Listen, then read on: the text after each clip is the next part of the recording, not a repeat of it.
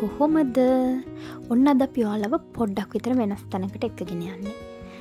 ඉතින් දැනටමත් ඔයාලා දන්නවනේ අපි මේ කොහෙද යන්නේ කියලා. අර හොලිවුඩ් කියලා ගහලා තියෙනවා වගේ ලංකාවේ අපිට අන්න ඒ වගේ පින්තූරයක් ගන්න අවස්ථාවක් තියෙනවා නම් ඒ තියෙන්නේ මෙන්න මේ දම්රෝටි ළඟ තමයි.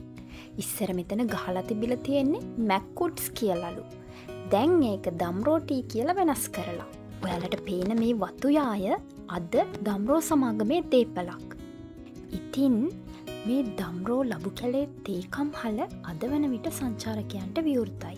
අපි දම්රෝ ටී ලොන්ච් එකට ආවට ටී ෆැක්ටරිය ඇතුළට නම් බලන්න ගියේ නෑ.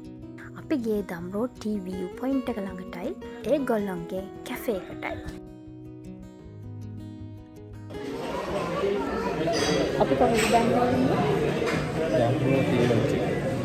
දම්රෝ ටී ලොන්ච් එකටත් ගිහිල්ලා යාළගෙන් ටී එකක් බිව්වේ නැත්නම් ඉතින් වැඩක් නෑනේ. ඒ නිසා අපි දෙන්නා යාළගේ ටී එකේ කේක් කෑල්ලකයි රස බැලුවා.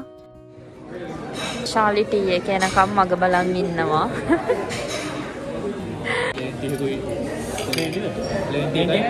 ටී එක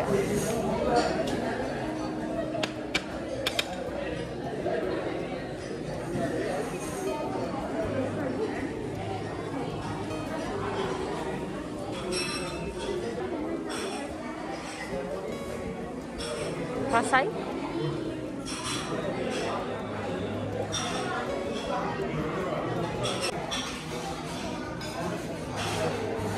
කොහොමද? රසයි. ලැකි කියන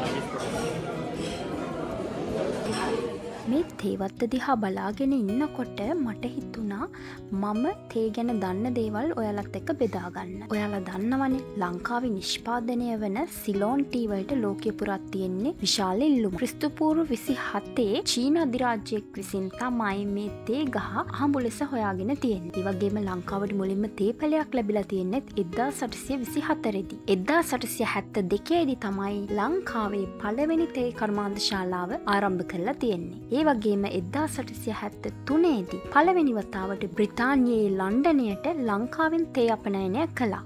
ලංකාවේ තේ හැදෙන ප්‍රදේශ අනුව වර්ග 3කට බෙදන්න පුළුවන්. එකක් තමයි පහත රට තේ. පහත රට තේ වලට අයිති වෙන්නේ ගාල්ල මාතර. එතකොට අනිත් එක තමයි මැද රට තේ. මැද රට තේ වලට අයිති වෙන්නේ නුවර, කෑගල්ල, රත්නපුර දිස්ත්‍රික්කවල තියෙන තේ. අනිත් එක තමයි උඩ රට තේ. ඒ කියන්නේ ඔය දැන් අපි මේ ඉන්නේ නුවරඑළිය, බදුල්ල, හපුතලේ, බණ්ඩාරවෙල පැතිවල තියෙන තේ. ඒ අතරිනුත් හොඳම තේ වර්ගය තමයි දැන් අපි මේ ඉන්න උඩ රට තේ. අද වන විට ප්‍රධාන වශයෙන් ලංකාවෙන් තේ අපනයනය කරන්නේ ඇමරිකාව, තුර්කිය, චීනය වගේ රටවලට. ඒ රටවලින් මේ ලංකාවේ සිලෝන් ටී වලට බොහොම ජනප්‍රිය ඉල්ලුමක් තියෙනවා. අපි මේ යන්නේ රම්බොඩ බිංගේ මැද්දෙන්. ඔයාලත් බිංගයක් මැද්දෙන් යද්දි මේ වගේ අතල් එකක් අරගෙන නැත්තම් අරගෙන බලන්න ආස හිතේ.